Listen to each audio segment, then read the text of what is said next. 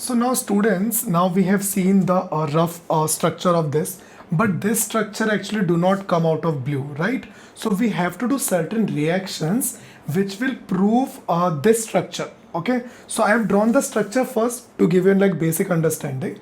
Now we are like backtrack it, like how this structure we got at the first place. So how do we like guess any structure? We have to do like certain reactions over there, and those reactions support this structure. So that's how we come to what the understanding. Now what I'm going to do is that glucose, we'll start with the glucose molecule. It's a dextrose molecule because it is dextrorotatory. It means whenever in plane polarized light, because actually light travels like in all the planes. So if the light is traveling only one plane, is traveling in only one plane, we call it plane polarized light. So these molecules have the ability to turn or rotate the plane polarized light in a particular direction, either clockwise or anti-clockwise. If it is clockwise, we call them dextrorotatory. If it is anti-clockwise, we call them lavorotatory. And dextrorotatory, sorry, is generally represented by letter plus, and lavorotatory is represented by letter minus. Okay, so that is just the notation part over here. Previously it used to be small d and capital L, but this plus and minus is like more preferred. Okay, so these molecules have the ability to what turn the light in a particular direction. Almost all the glucose are basically dextrorotatory.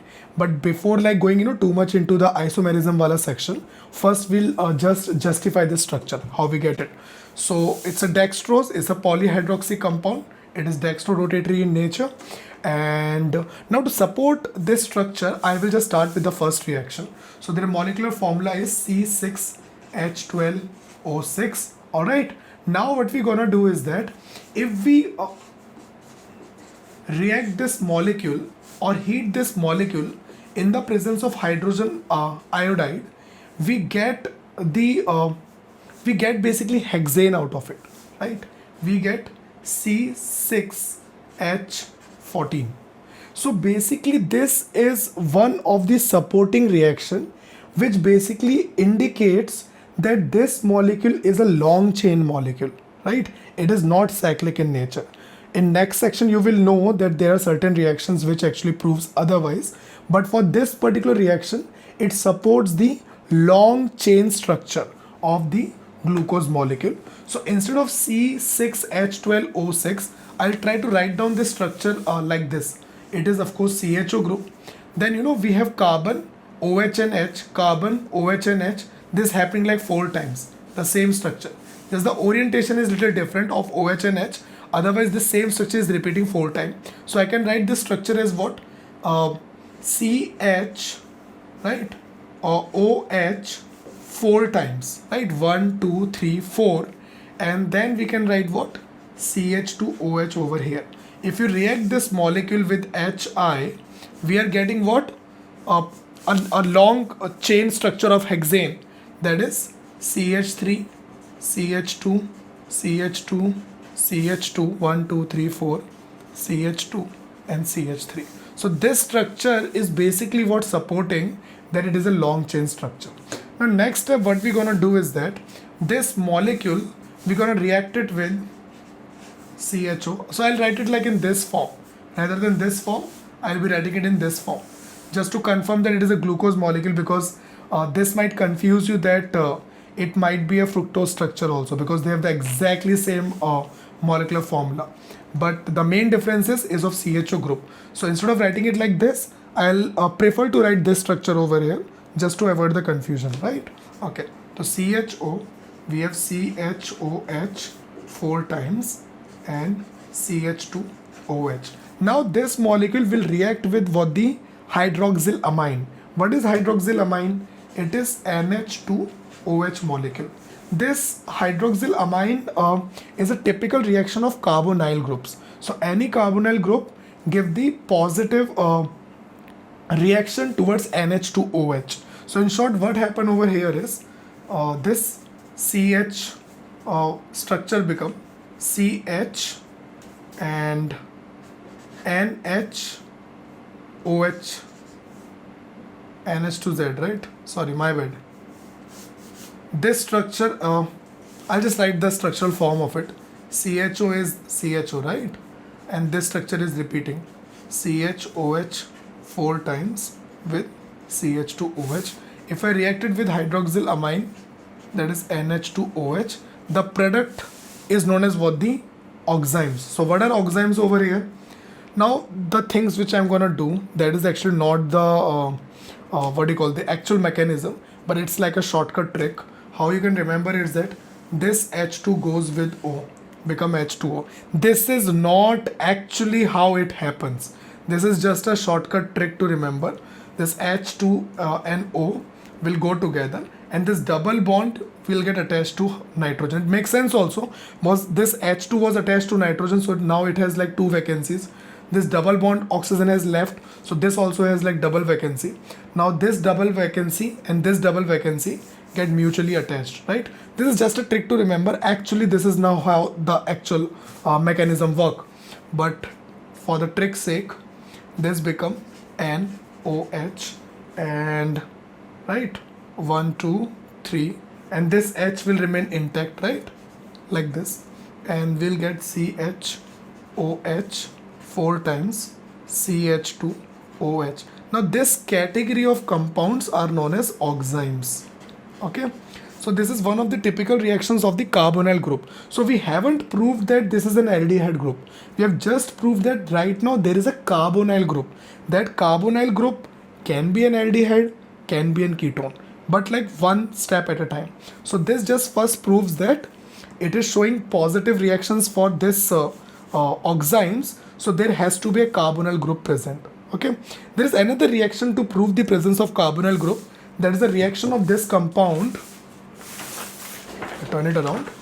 So I'll write the structure over here. We have CHO, right? CHOH 4 times, and then over here CH2OH. So it also give positive test, or this also react with what? The HCN to give you cyanohydrin. So how this structure react is, we have CHO group like this, right? And this is the rest of the molecule over here. Okay, this is the rest of the molecule over here. Now in the presence of HCN, first basically this is delta negative, this is delta positive, because oxygen is more electronegative compared to carbon. So, and we have like this H plus ion and Cn negative ion.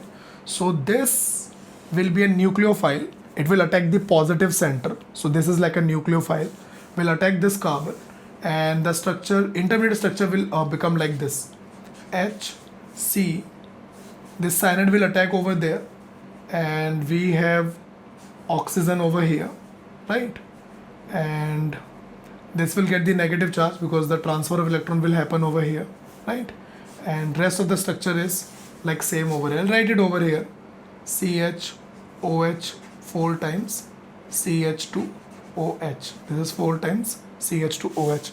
Now in next step, H plus will attack this oxygen, and we get this compound. So these compounds are known as what? Cyanohydrins. There is a cyano, that is cyanide group. Hydrin is sometimes stands for alcohol group. So OH group is present. So this is another what do you call proof that an carbonyl group is present, right? Because CHO is a carbonyl group.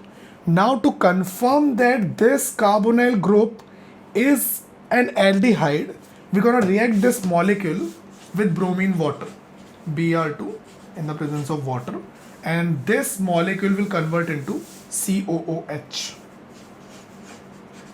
It's known as gluconic acid. Okay, CHOH 4 times, then we have CH2OH. So this is known as what? The gluconic acid. Okay, so this confirms that this carbonyl group, which we have proved it like twice, one with the formation of oximes, and second with the cyanohydrin reaction. As a product we are getting cyanohydrin, so that also proves that there is a carbonyl group over there. But when you react this compound with bromine water, we get gluconic acid.